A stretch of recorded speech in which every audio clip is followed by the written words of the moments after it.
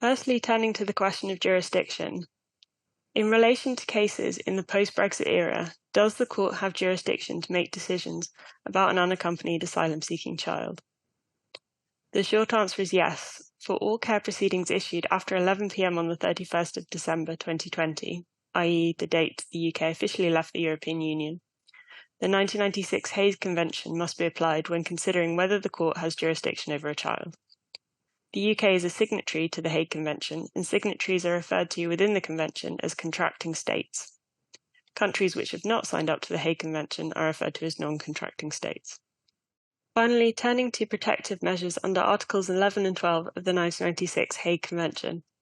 There may be cases where a child arrives in the UK, unaccompanied or accompanied by someone without parental responsibility, and it is clear that the child has habitual residence in another country but cannot rely on Article 6, as they are not a refugee and have not been internationally displaced.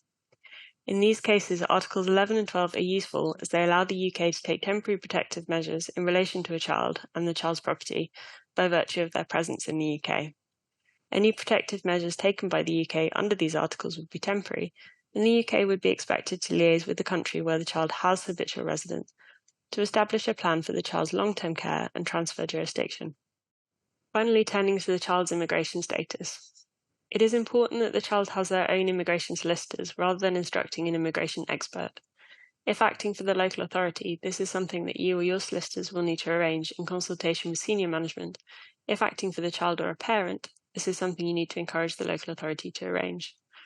Ideally, the immigration lawyers sourced for the child should be immigration lawyers specialising in refugees who are well versed in the law around seeking asylum.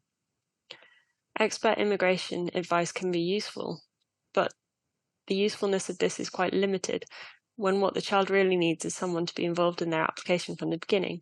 You can give the local authority ongoing advice and respond to requests from the Home Office.